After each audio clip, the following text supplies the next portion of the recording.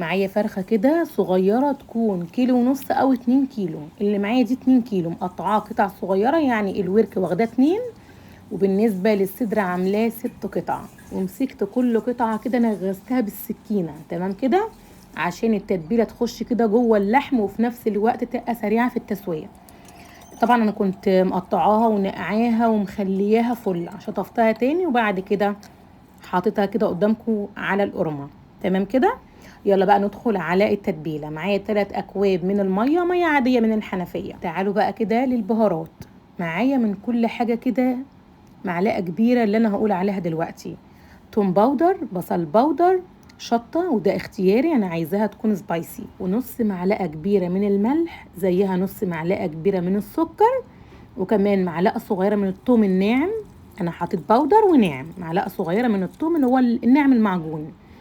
ومعايا بقى اخر حاجه رشه من الفلفل الاسود او الابيض، عباره عن مثلا نص معلقه صغيره. تمام كده. بس كده هتبلها كويس جدا جدا، ولازم اقلب التتبيله قوي كده وامسك قطعه قطعه اتبلها. دلوقتي بقى اخر حاجه، نزلت ب4 حبات من الليمون، عصرتهم كده على وش الفراخ. تمام كده.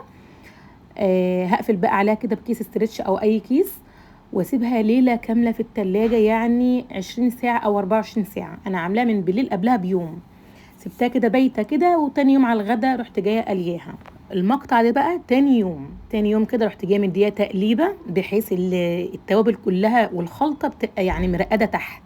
اروح جايه مديها خلطه كده تقليبه على السريع، واروح جايه نشلها كده في مصفى بالشكل ده، بحيث ايه تبقى كل قطعه برضو شاربه كده واخده من التتبيله كده. احطها كده في مصفى بحيث تصفي اي ميه كده منها. تبيها كده 10 دقايق في المصفى. تعالوا بقى نجهز التتبيله او الكفر الخارجي اللي بدون بقى افتكاسات كتير، وحاجه بسيطه خالص وسهله.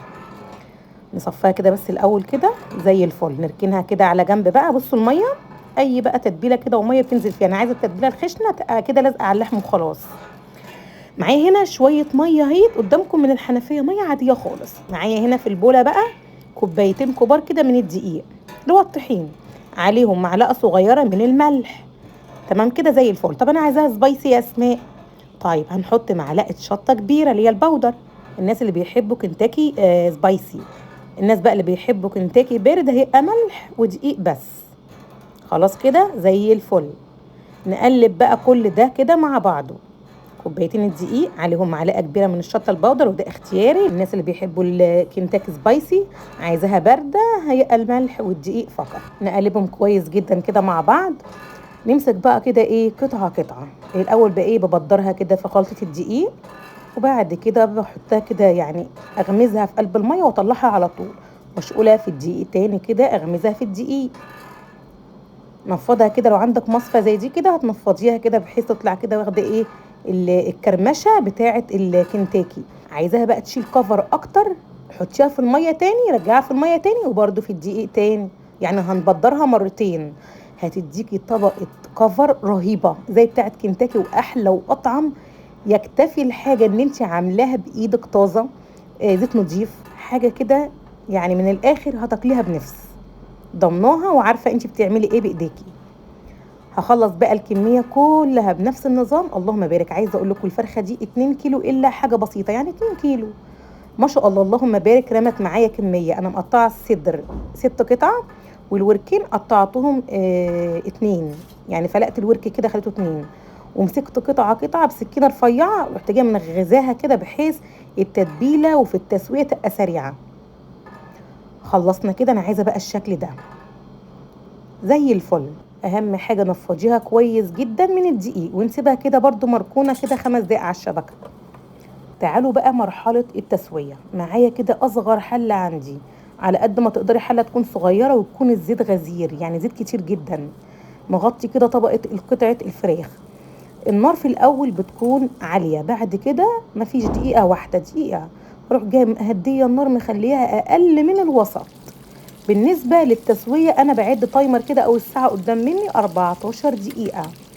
التسوية النار تكون أقل من الوسط، تهدلها كده، بس في الأول بتكون لمدة دقيقة على نار عالية، واروح جايه بعد كده مخليها أقل من الوسط، مش هادية قوي برضو.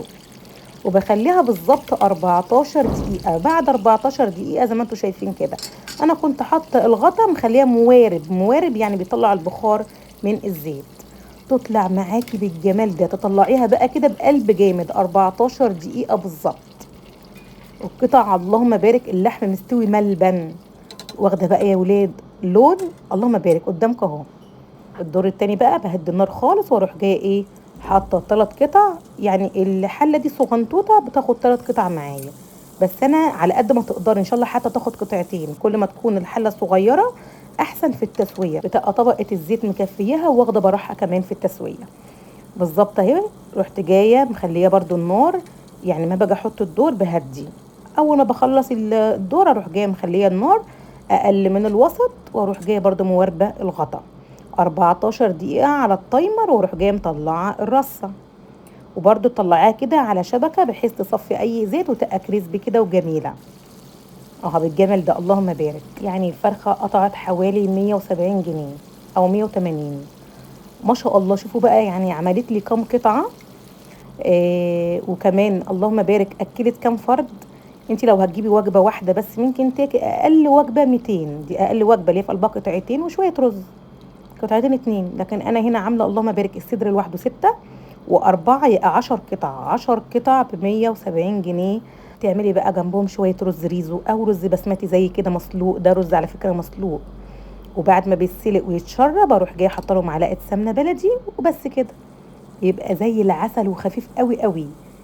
الميه بحطها وبحط التوابل والورق اللوري والحبان وكله ياخد غلوه واسقط الرز يتشرب ويتهدي النار خالص، وبعد كده احط معلقه السمنه لما انزله.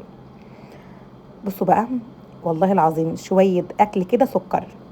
لازم تجربوا الخلطه بالتتبيله بكل حاجه.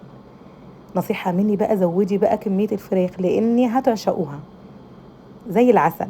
شويه بقى كده ايه من الصوصات بقى، صوص الرانش، كاتشب، مايونيز الموجود عندك. بألف هنا وشفا وجربوه. اللحم هنا بصوا بقى كريسبي قوي. طلعيه على مصفى علشان يبقى كريسبي. دي كده قطعة صدر اللهم بارك عسل نحل كده. اللحم نفسه ملبن. الخلطة اللي جوه الصدر دي متتبيلة. وبصوا بقى دي الورك اللي هي القطعة اللي فوق الدبوس ملبن معايا بس سخنة جدا ما كنتش عارفة امسكها. والصدر بقى اللهم بارك متشرب كده التتبيلة. بصوا جواه متشربة كده وزي العسل. طعم التتبيلة فيه بجد زي العسل. معلقة الثوم الصغيرة اللي هي المعجون الثوم الفريش مخليها في حتة تانية مع البودر. ولازم تبات في التتبيلة ليلة كاملة. جربوها بألف هنا وشفا وقولوا لي ايه رأيكم فيها، وان شاء الله سايبه لكم التتبيلة موجودة في اول التعليقات.